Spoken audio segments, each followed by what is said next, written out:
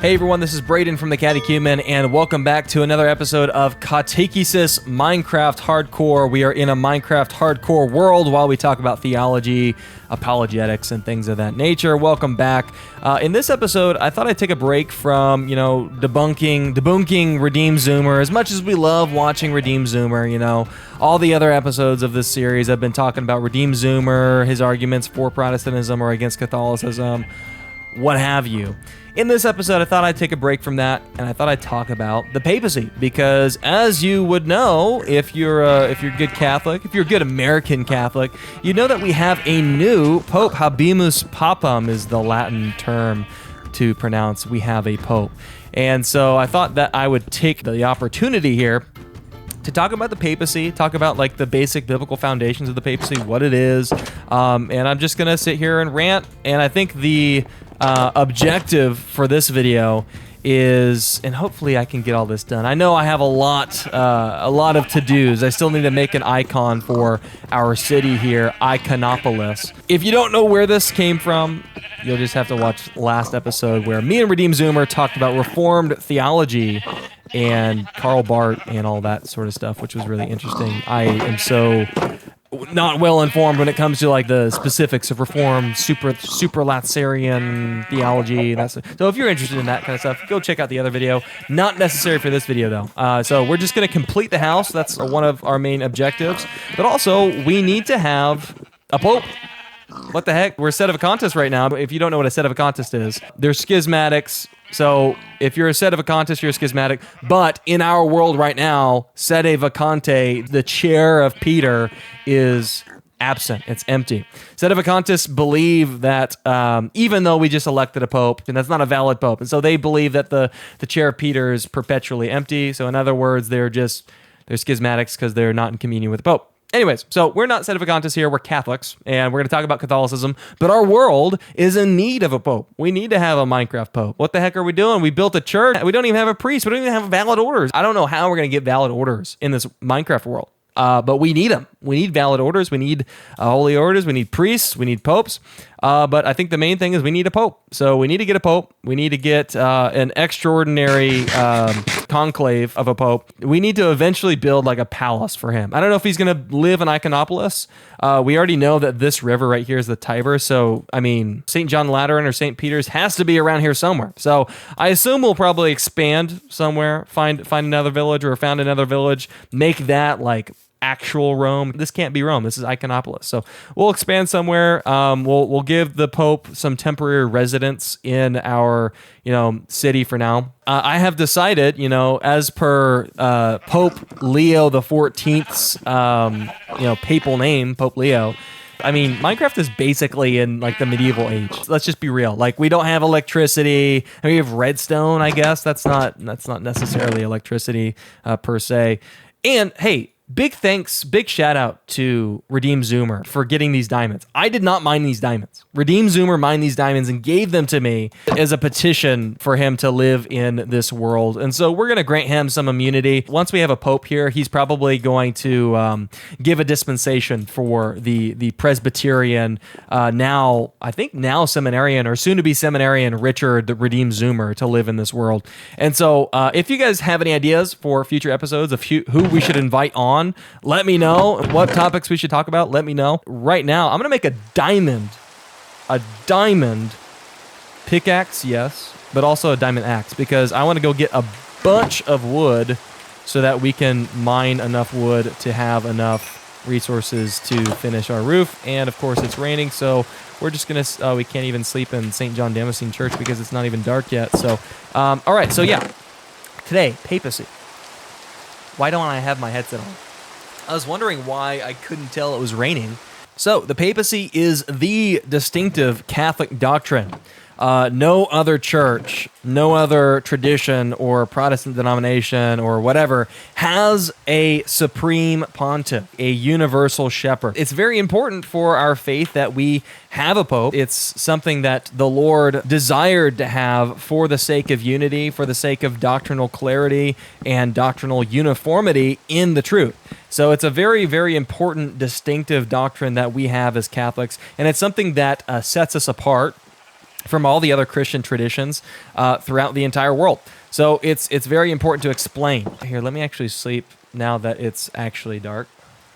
So I guess we'll just start with the papacy is the notion that Christ has set a single visible head for the church on earth to preserve unity and to keep the one flock of Christ, that is like the church militant, the church that is living on earth, in communion with each other, continually and perpetually be one church.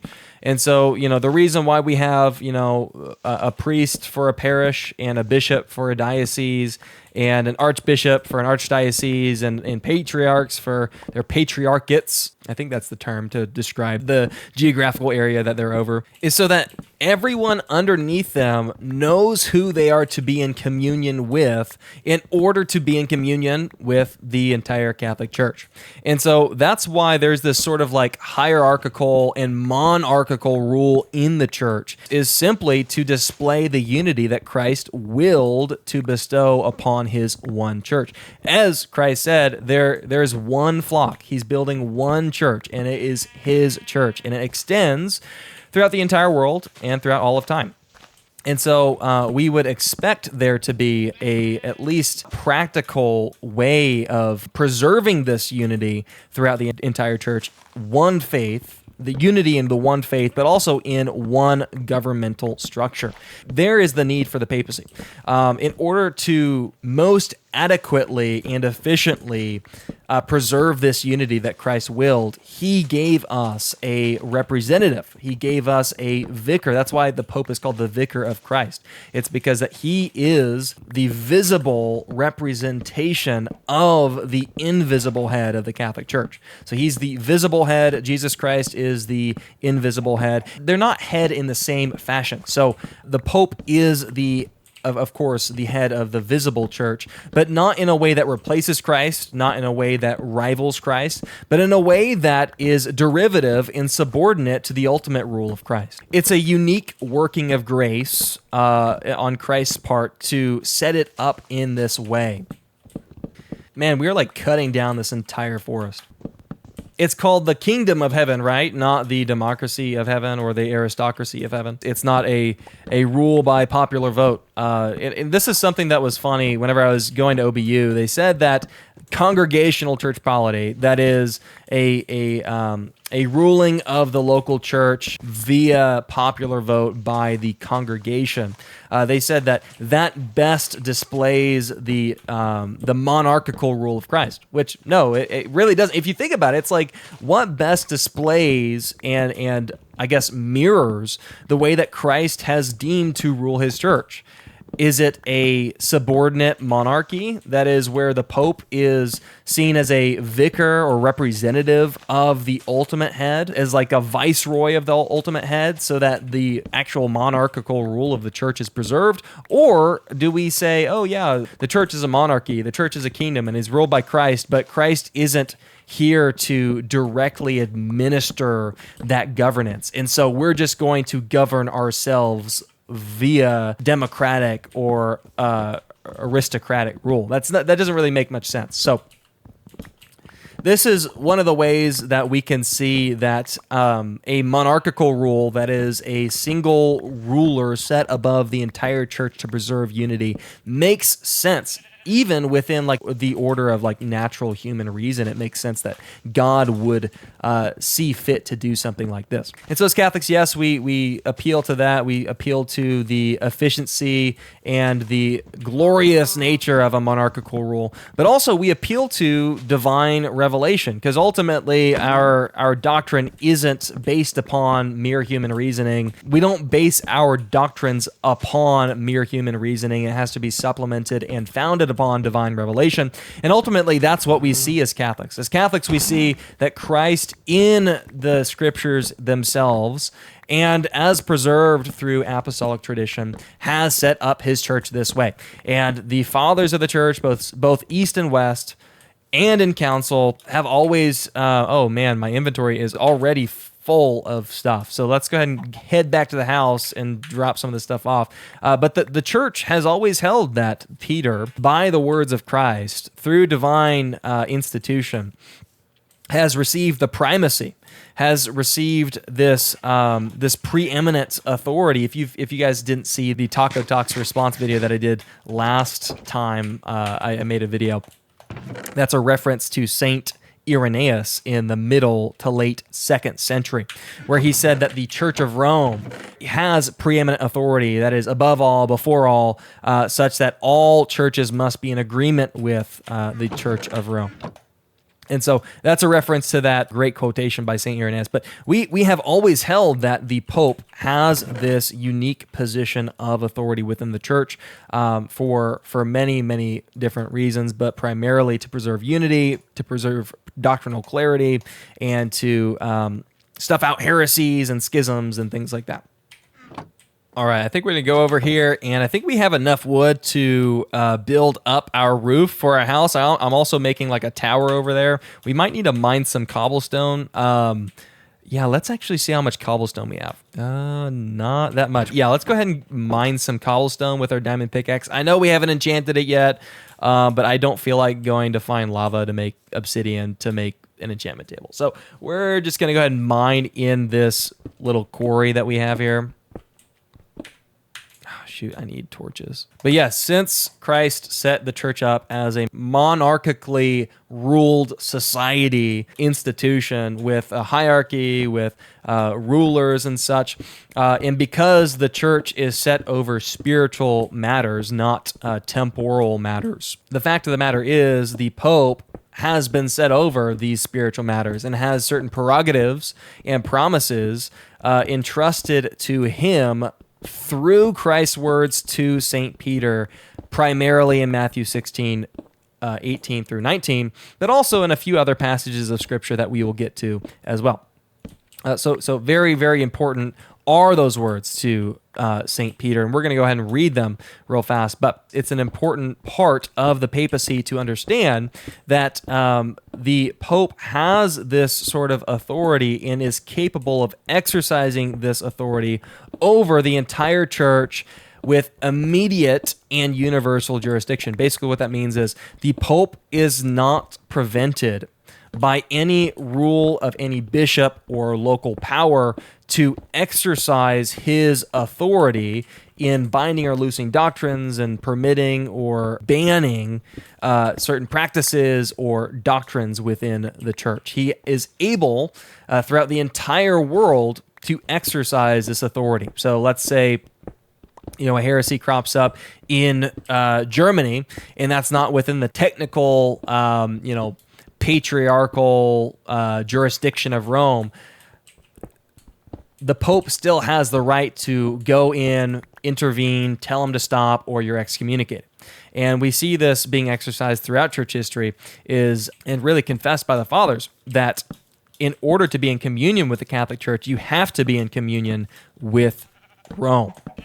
Let's go ahead and sleep again. So first things first, let's go ahead and open up to Matthew 16, 18 through 19. If you have a Bible with you, go ahead and open it up. I know you're watching a Minecraft video and it's not that deep. Let me go ahead and read this to you. So one of the chief passages that has been cited throughout history by the popes, by saints of East and West, and by ecumenical councils and those who attend ecumenical councils is Matthew chapter 16, primarily verses 18 through 19. But we're going to go ahead and read this entire section. And this is what St. Matthew says. Now, when Jesus came into the district of Caesarea Philippi, he asked his disciples, "Who do people say that the Son of Man is?" So he's asking his disciples this question. And they said, "Some say John the Baptist, but others Elijah, and still others Jeremiah or one of the prophets." He said to them, "But who do you say that I am?"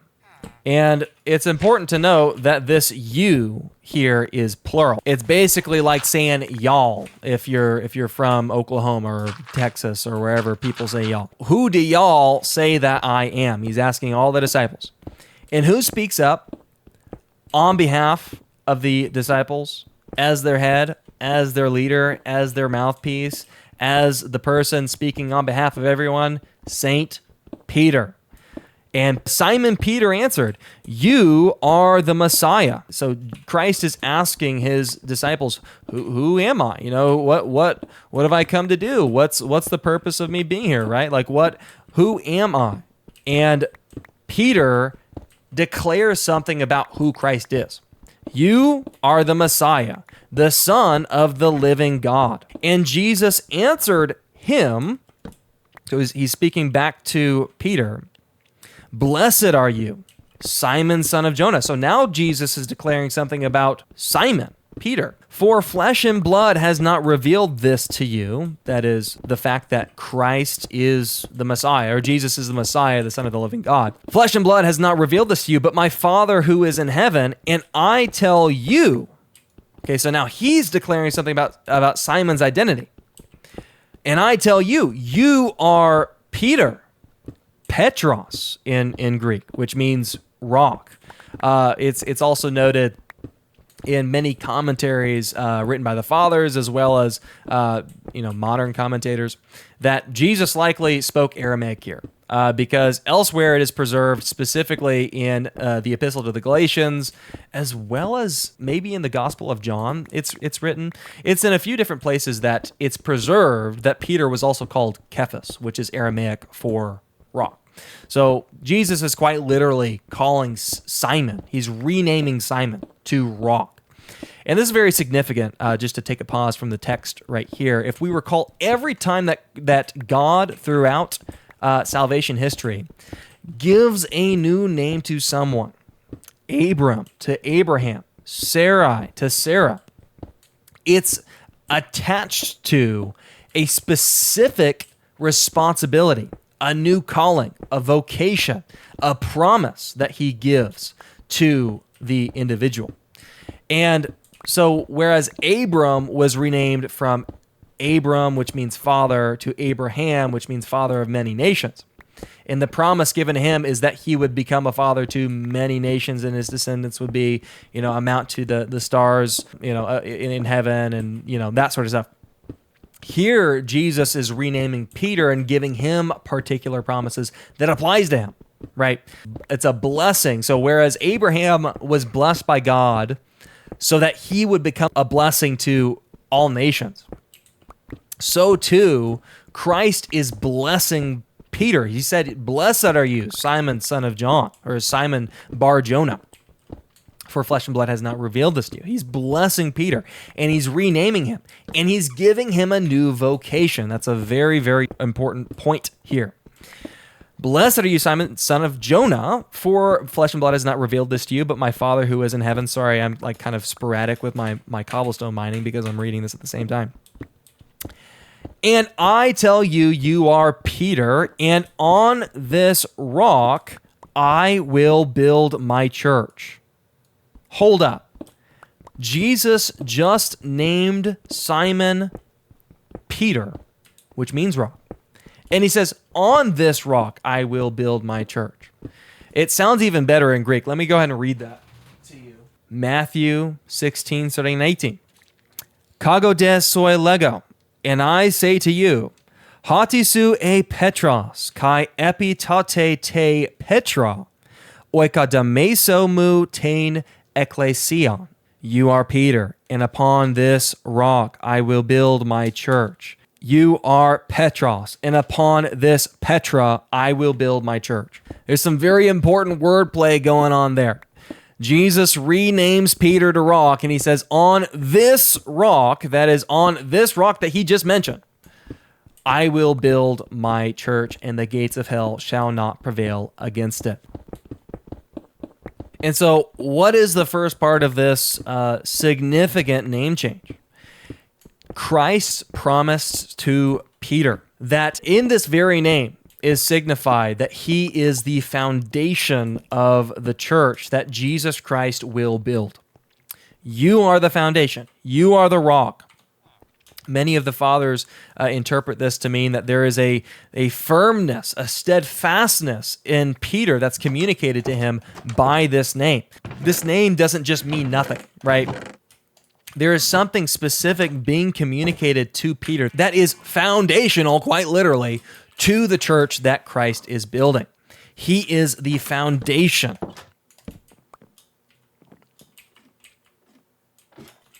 Let's see, how do I want to build this? Because this is kind of overhanging weird. Guess we'll just go ahead and connect this over here. Oops. Does that look weird? You know, I think that looks pretty good. Maybe we'll have like a window in there or something. Yeah, we can put a window right here. I think that would be good. But yeah, so this calls to mind another passage that is often quoted by the fathers when talking about the prerogatives of St. Peter, the privileges of St. Peter and his successors. And it's in Luke chapter 22. And it's after the dispute about who is the greatest. And what the world? Okay, I was like, what in the world happened? I forgot that you have to do this. And Jesus basically tells them, look, like the greatest among you will be your servant. Hence, when Catholics say the Pope is the servant of the servants of God, ring a bell. And Jesus says, the greatest among you must become the youngest and the leader like one who serves. So notice Jesus doesn't say that there won't be a greatest. He says that the greatest, that is the person who is the greatest, will be a servant to you all. And immediately after, he says, Simon, Simon, listen, Satan has demanded to sift you all, that is you, all the apostles, like wheat. But I have prayed for you, that is singular you, Peter, that your faith may not fail. Once you have turned back, strengthen your brothers. This is often recounted by the fathers as a reference to the never-failing faith that is given to the Church of Rome, so that the Church of Rome is capable of strengthening his brothers, all his brothers. That is, all the churches that Christ has committed to the Church of Rome's care. So, very significant passage. I don't know what I'm doing right here. I don't know. Frick. I think I messed this up. Maybe I need to walk this back a little bit. I'm not sure. Oh, you know what? I don't even... Yeah, I don't need these stairs over here. What am I doing? What am I doing over here? These stairs are going the wrong way. I was wondering why this was going to look weird. And that is why it was going to look weird. The stairs go this way. Boom, boom, boom. And then I go like this. That works right there. Okay. Need some more slabs. All right. There we go. Now we just fill this in. Okay, let's go ahead and go down here and look at this. You know what? That is not bad. That's not bad. And once we extend it that way, it'll look better, I believe. Yeah. This looks a little wonky. But, you know, that's all right. I think once we extend this down here... Let's see if this looks better. Yeah, that's better. Maybe even nothing here. Yeah.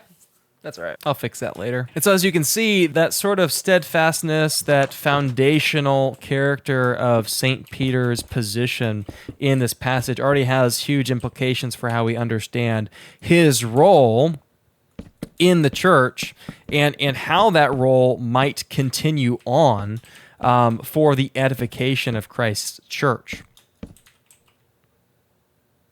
Oh, shoot. I think we've run into an issue. Let's go ahead and go right there and see how we can fix this. I'm not actually sure what I did. Maybe I just made the most uneven building ever. I did. Oh, I almost died. I need to not die. Maybe I need like another something or other here. Maybe I need like this, like a cross beam. Wait. 1, 2, 3, 4, 5, 6, 7, 8. Oh, shoot. So I guess here. Wow, that looks horrible. Does that look horrible? Great. Oh, no. All right. What am I doing? Does that look bad? Let's go get some wheat. There's a bunch of villagers trapped in here. Come on, guys. I don't even know how they get in there. Get out. Get out. Maybe I'll make another tower on that side. I also forgot that I need cows. Doggone it. But it's not hard to imagine how we would make this connection to the divine prerogatives promised to St. Peter. Because if Christ is building a church that is to last until the end of the age, and beyond the end of the age, I mean, even unto eternity, and Christ singles out a single figure to serve as the foundation upon which he's building the church, that is to provide an insight into the nature of this foundation. That is, if the church is to last forever, then the foundation must likewise last forever, firm, steady, immovable, unconquerable by the gates of hell. And if we think of how the gates of hell might conquer over the church, that is, cause the church to stop existing or cause the church to fail, and what Christ has sent the church to do, then somehow the church, along with her foundation, would be protected in some sort of capacity by the divine promise of Christ himself. And so this is kind of where we get into discussions about papal infallibility, about the ordinary protection given to the Church of Rome to protect her from making errors or grievous errors, even in like the ordinary magisterium, which basically just means like the ordinary teachings of the church to which we assent with the religious submission of intellect and will, because we know that it's protected at least from the possibility of heresy. But I mean, more primarily, we give this sort of assent to the Roman pontiff when he is speaking infallibly, and that's the sort of peculiar protection that this is likely talking about. So yeah, not hard to imagine, not hard to make that connection. If Christ's church is to last until the end of the age, and the gates of hell won't prevail against it, and we can think of loads of different ways that the gates of hell can prevail against the church to prevent her from doing what she was sent to do by Christ himself. You know what? I think I'll make this part of the roof higher than the other. I think that would just make it easiest. Just kind of like extend it a little bit. Maybe even do something. Here, let's get rid of this, actually. Except for right here. We'll do this. No. We'll do this.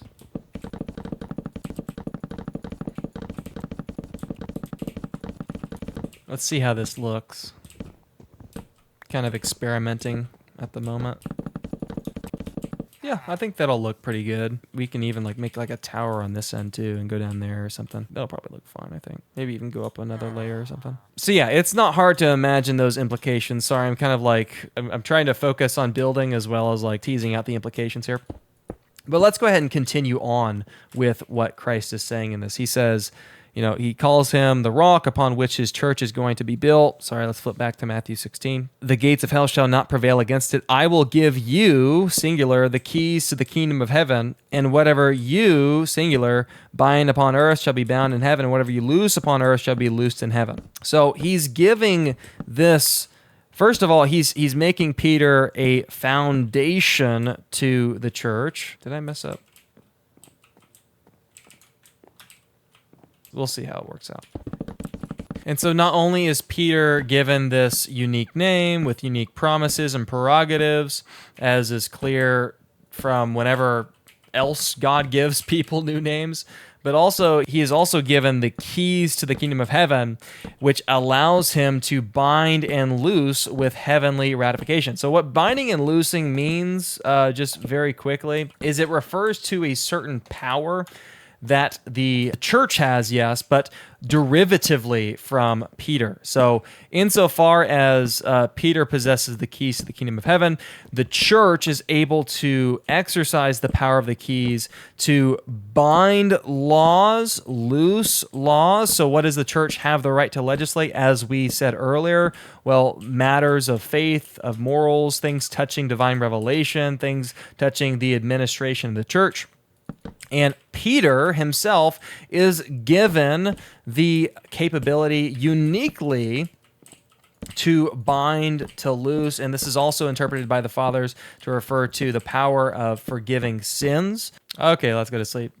Sorry, I just keep getting interrupted with baby duty. Oops.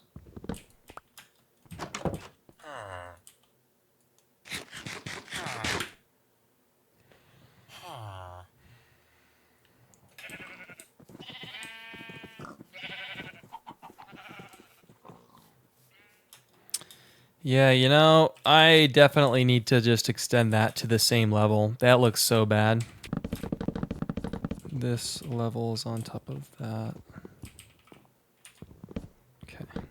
Here we go.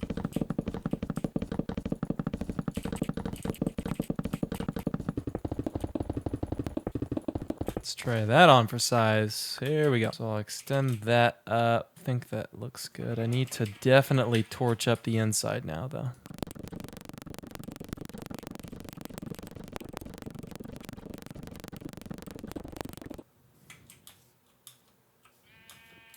And so as Catholics, we believe that in this passage is promised a peculiar calling to St. Peter, but also a necessary function of the church. And that's also one of the reasons why we believe that this does not cease when the Apostle Peter dies. In other words, we think that this is an enduring governmental structure that Christ set up within his church to govern even in his absence in heaven. So it's not something that's going to end when St. Peter dies, but it is an actual place of government instituted by Christ, passed on, and intended to be something that continues and continues to be occupied, if that makes sense. Can I put a chest here? That would be awesome. Yes, I can. Okay, that's pretty neat. Okay, so let's put a few chests in here. There.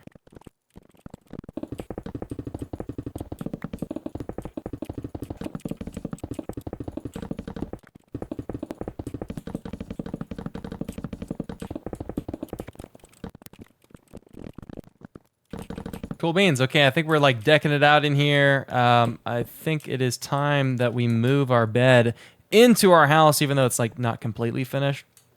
But we're getting there. We are definitely getting there. It's going to be the last night that we sleep in St. John Damascene Church. Here we go. Let's go ahead and remove it. And then I guess we'll move all of this stuff out as well here very soon. I think this should be our bedroom.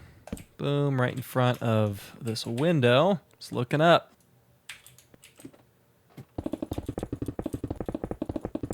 Man, I completely forgot to name that monument that Redeemed Zoomer made. So let's go ahead and do that before we go get some more wood. The last remnant of iconoclasm. There we go. Oops, I messed that up. Oh, you can freaking... Oh my gosh, I did not know you could do that in Minecraft. Used to, you can't edit signs. I had no idea you could do that. That's actually insane. The last remnant of iconoclasm in this Iconopolis server, because this was built by an iconoclast, so I guess that's like a monument to it being gone. Anyways, let's go ahead and build. This is looking actually really solid. I'm kind of surprised. I didn't think it was going to look this good, so I'm glad that it's working good. So let's go ahead and build a hoe. That way we can easily chop down some of these leaves. And we might as well grab some saplings too. All right. That way we can rebuild this forest over here. Let's actually plant some trees closer as well. So yeah, sorry, I forgot what I was saying earlier because I had to go change a diaper and help a kid fall asleep. Again, hashtag dad life. By the way, yeah, I don't know if, I guess I didn't make this announcement on my YouTube channel, but my wife and I had our second son, Tobias. He is doing very well. He's healthy, he's happy, he's eating, he's pooping, he's sleeping, and it is wonderful. So we appreciate your support here on the YouTubes. Appreciate your continual prayer for us, for me, my family. And yeah, that's why it's been very busy recently in my world. and why I kind of lost my train of thought here. But I think I was going along the lines of we believe that the governance, the governing structure that Christ set up in the Apostle Peter, specifically with regards to him being the foundation of the church, because the church is going to last in perpetuity, is not going to fall away from the faith, is not going to be overcome by the gates of hell. Therefore, the foundation must likewise not be overcome by the gates of hell. We also went to Luke chapter 22, where many fathers interpret that to refer to a special promise and charism given to the Roman pontiff in his capacity as the Roman pontiff, as the successor of Peter, in specifically ensuring that the church doesn't succumb to heresy. There are particular means of governing in that way. I think I'm going to leave this tree here. That actually kind of looks good there. Christ bestowed upon the church means of ensuring that this is, along with obviously divine protection, providence, that sort of stuff, that ensures that the church will never succumb to heresy. But also, just like the governing structure is set up in such a way so as to efficiently and faithfully fulfill that vocation that Christ has called the church, and specifically St. Peter and his successors, to accomplish. So as Catholics, we just believe that this governing structure endures past the time of the apostolic age. If anything, there's more of a need after the apostles, who are receiving revelation from Christ, after the apostles die, to have this sort of governmental structure put into place than before. And so we see Peter acting as the Prince of the Apostles, as the spokesperson on behalf of all the apostles, telling everyone what the church believes. We see this in Acts 15. We see this, we see this in the first half of the book of Acts. He's acting on behalf of the entire apostolic college, and he's making these definitive decisions, to choose a successor to Judas, to preach the first sermon, to do all these different things. That is a prerogative that he sees himself willing and able to take upon himself. It's important that we see St. Peter as the prince, the leader, the viceroy, the vicar of Christ, and the leader of the apostles, the prince of the apostles. That's a title given to Peter over and over and over again in the church fathers. And so it's important that we preserve this, and it's not something that was just like something special for the apostolic time period. It's like, no, the church is ever in need of that one leader to unify the church, and that's why the papacy is so important. We see Christ promising this exact thing in the Gospel of Matthew. But this doesn't mean that the Pope can act as a tyrant or an autocrat. Don't get me wrong, he has the right to act with immediate and universal jurisdiction in the church. It's not like he needs permission from the bishops to act. But fundamentally, he is to serve as the servant of the servants of God. And so what that means is he takes into consideration the common consent of all the bishops. He works with them, not against them, that sort of stuff. And so he has this moral duty to inquire, what is the mind of the church? What are the needs of the church? How can I best exercise my office without being overbearing and lording it over? And so that's not to say that popes have not in the past exercise their office in this way. And that's also not to say that it would be necessarily like invalid for them, or you can just like disobey the Pope whenever you think that he's being an autocrat. That's definitely not what I'm saying. We don't have permission to do that. If the Pope's being a tyrant, then it's like, okay, we gotta suffer patiently under God's divine providence. He ensures that the church will never succumb to heresy. There are situations where we might not have like the best Pope in office, and that's not completely fine, but it doesn't negate the promises, prerogatives, and rights of the Pope to do so.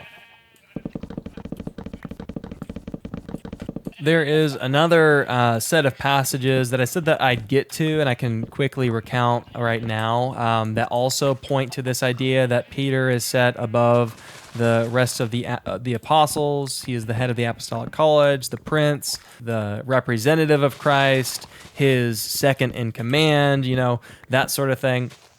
Could also get into the Eliakim argument for the papacy, because in Matthew 16:18-19, there's actually a textual allusion to Isaiah 22, if I recall correctly. It refers to Eliakim, who is given the keys to the kingdom of David. So he's like kind of like the second in command. He's given these rights, these privileges. The keys resemble the power that he's able to wield as a representative of the king. He's like his viceroy. He is able to represent him and actually serve governing functions and function with authority within the kingdom. And so likewise, it is with the successor of St. Peter, who inherits this office from St. Peter, because Eliakim and the office of the chief steward was a successive office in the kingdom of David, and so much more so is it the case with representative of the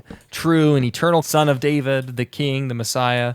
And so, yeah, there's so many textual things that we can get into. There is an abundance of proofs of the papacy in Scripture itself, in the Church Fathers. I obviously suggest my good friend Son Sona's presentation on the Eliakim argument for the papacy. He puts it far more eloquently than I ever could.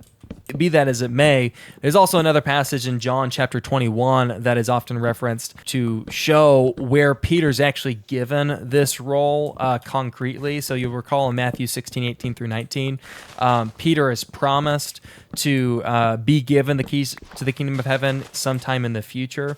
And so this indicates that when Jesus Christ builds his church, he will build it on St. Peter, in that he will give him the keys to the kingdom of heaven, but that's something that happens in the future from that time in Matthew 16.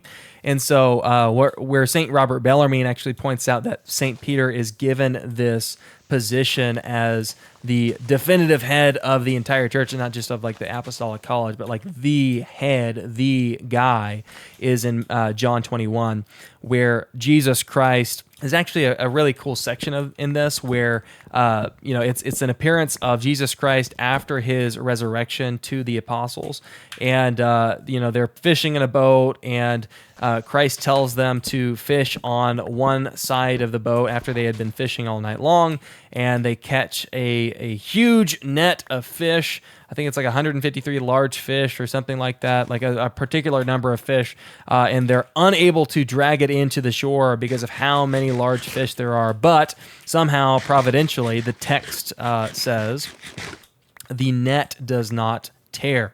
And you'll recall that in the parables of Christ, there is this image of the church that Christ uses. And namely, it's just like the kingdom of heaven is like a net cast into the sea to catch both good fish and bad fish. And so this is what this net is symbolically referencing, is the body of Christ. And Christ gathers his flock together, and he gives St. Peter charge in his absence, in his leave, in his stead, to contain and draw all the fish to shore, which is symbolic of heaven, right?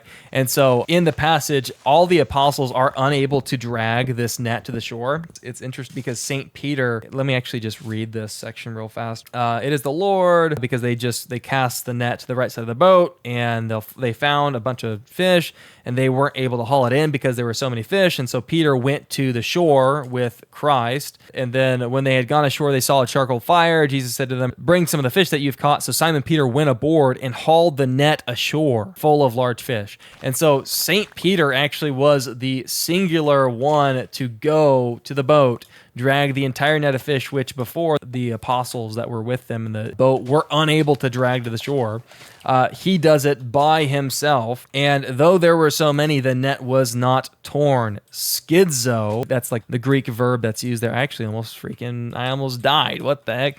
Schizo is the Greek verb that's used there, which is where we get our word for schism. Very, very interesting, huh? So St. Peter was the one to be able to drag the net of fish ashore, which mystically represents the body of Christ, and it did not tear. In his function of guiding the sheep or guiding the fish to the shore, he dragged the entire net, which is the mystical body of Christ, the church, to the shore, and the net did not tear.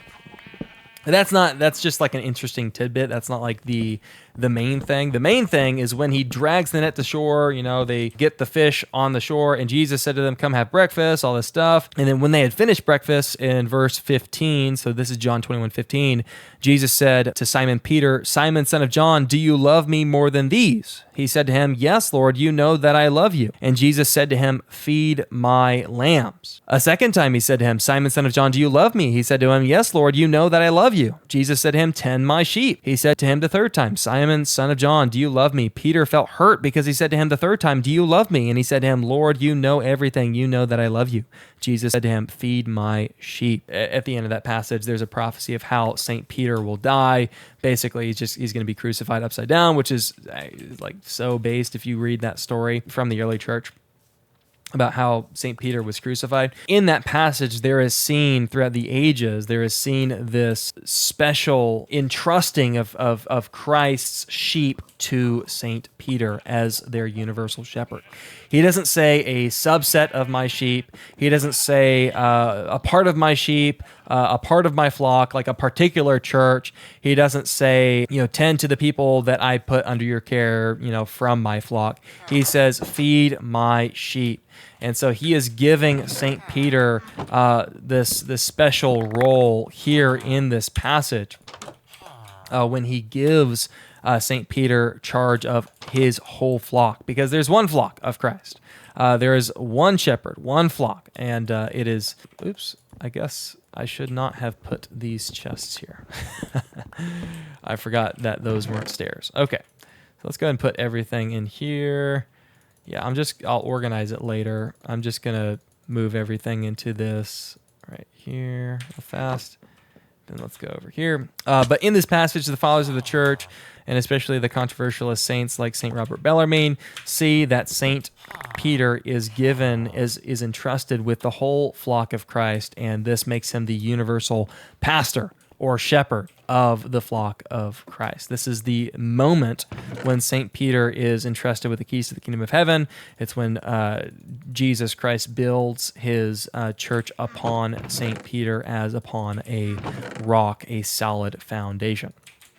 But yeah, there's other passages that we can go into, but without belaboring the point, we hear from sacred scripture itself that St. Peter is given a very, very special role in the Church of Christ, and such a role does not cease with him, but it only begins with him. And that's why the successors of St. Peter throughout all of church history have recognized within themselves, but also have been recognized by the saints throughout the ages to carry in them this divine prerogative and promise and privilege given to St. Peter himself. The steadfastness given to St. Peter is inherited by the successors of St. Peter. They are given this steadfastness in the faith, this position in the church, so that the Church of Christ can be preserved in the one faith, in that self-same unity that Christ prayed in John chapter 17 to his Father for, that the world might know that they are his disciples. All right, finally, we have St. John Damascene Church, rid of all of my chests and furnaces, and now it can serve its proper... Oh, all right. Well, I guess are these villagers trapped up here, or can they actually go down the ladder? I didn't know that they could climb ladders. Here we go. Move, move, move, move, move. I wish I could move them. Doggone it. And then I guess I don't... Well, I mean, we can just keep this up here. That's probably fine. Okay, cool beans. Oh, wow. Did not mean to do that. Can you craft a name tag? No, you cannot. Okay. Didn't know if they had updated that from before. Do we have a name tag anywhere? We do. We actually do. Huh. Okay, so let's go ahead and do this. I have a good idea for what we should be doing here. Boom. All right, so let's go ahead and put this anvil here and rename this to Pope Leo the First. Pope Saint Leo the Great. first? Yeah, that looks better, I think. Now that we've built our house, we have to ensure that our Pope is within the bounds of Iconopolis and protected from all harm. As this video is coming to a close, I think I've adequately explained why Catholics have a Pope. Very important time in the history of the church, as we have not had a papal election since 2013. So Pope Leo, first American Pope, first Pope from Chicago, which is kind of insane. My dad actually grew up in Illinois, so it's really cool that we have a Chicagan a Pope from the United States. And so that's why I thought it was important to do this episode today. If you guys have any questions, comments, or concerns, leave them in the comment section below. Or if you have any like videos that you want me to react to, or if you want me to kind of like expand upon what I said in this video, let me know. This video was kind of rushed, and I might not have hit all the points. But yeah, in summary, Jesus Christ gave charge to St. Peter of the Universal Church, and he wills that this primacy is exercised as, the servant of the servants of God is St. Peter's successor. He willed that to be the case, and he saw fit that, in terms of ruling, in terms of governance, that the monarchical rule was the most efficient and the most suitable for his, apostles and the members of the church that would come after the apostles. And so not only did he give this primacy, this principiate to St. Peter himself, but such an office did not die with St. Peter. We, as Catholics, we affirm apostolic succession. We affirm that the very places of governance that was given to the apostles passed on to those that they decided to succeed them. And so we think this is a wonderful and glorious truth of the New Testament church. Believe that Christ himself established it to be this way. And it's not through any human means, any synodal decrees, any sort of man-made institution that this is the case. Oh my goodness. Come on, guys. We gotta get you guys out of here. What the world? I did not realize y'all were stuck down here. Okay. Let's go ahead and make a tunnel or something out of here. I need to cover up this hole, I believe. That would be a good idea. Okay. Come on, y'all. Let's get out of here. And so this is a wonderful truth of the Catholic faith that has been preserved by the church fathers, by the church in every age. And I hope that you guys enjoyed. I hope that this was, edifying for you. Let's put a torch down here. And I hope that I explained things adequately. Let's go ahead and find our new Pope. Maybe it should be one of these guys. What do you think? Do we have a lead? Can we lead? I heard that there's an update where we can start leading villagers, roping them and dragging them places, because that would make it a ton easier to protect Pope St. Leo the Great. And should we put him in the church for now? I think that would be good. Okay, let's actually see if we have a lead. I'm not sure if we do. I know I went on a mining trip for a while, but I just don't remember. I don't recall having one. I wonder if we can craft one. Okay, I guess we don't have a lead, huh? Oh, we can't. Huh. Interesting. Oh, I didn't know they added bundles to the game already. Brush? What the heck is this? Oh, you can craft leads in Minecraft, but you need a slime ball. So, okay, so we can't craft leads then. Okay, so we'll have to do this the hard way. We're just going to, find... Actually, we haven't even figured out how we're going to elect the new Pope. What the world am I doing? So I have an idea on how to elect the Pope. We don't have the College of Cardinals. We don't technically have any bishops. Oh, there are a ton of villagers here. Okay, this is perfect. This is a perfect time. Okay, so we're going to do a crafting table. Oh, no, they're all leaving. Okay. And we're going to craft some bread. And whoever picks up this bread is going to be the Pope. So I'm gonna just gonna drop it right here, and we're casting our lot, just like they did in the Book of Acts. And whoever picks up the bread will be the Pope. Pope Saint Leo. Oh, is he gonna get it? Oh. Okay, here's Pope Saint Leo. Boom. You are now the head of the Universal Church. And I suppose that means... Oh no, where'd he go? Where did he go? Oh no, this isn't good. Where is that him over here? Is this him? Is this gonna be the Pope's house?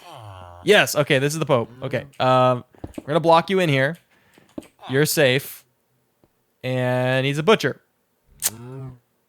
Okay.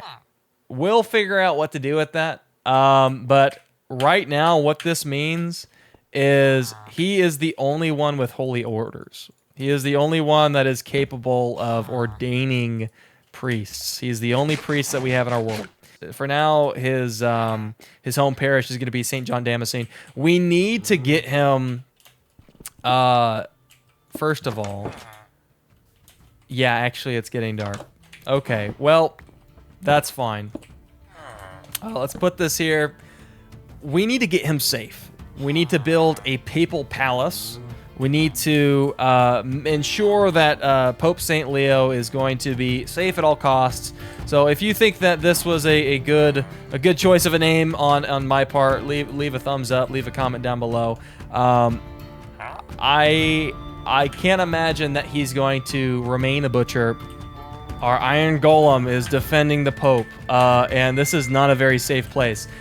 But I am fresh out of time. I am so sorry. We almost finished the house. We got a Pope. He's the only one with holy orders. We need to start ordaining priests. We need to start expanding. We need to build Rome. We need to build walls. We need to build his papal palace. But we're all out of time. So if you guys have a suggestion as to what we should talk about in the next episode, leave a comment in the comment section below. And I need everyone in the comments, if you've made it this far, say in the comments, I don't know, long live Pope St. Leo the First, or something like that. Just go nuts in the comments. If you guys enjoyed this video, make sure to leave a thumbs up. And as always, I hope that by my learning the faith, your faith will be strengthened as well. You have an amazing day, and we'll see you guys in the next video. Peace.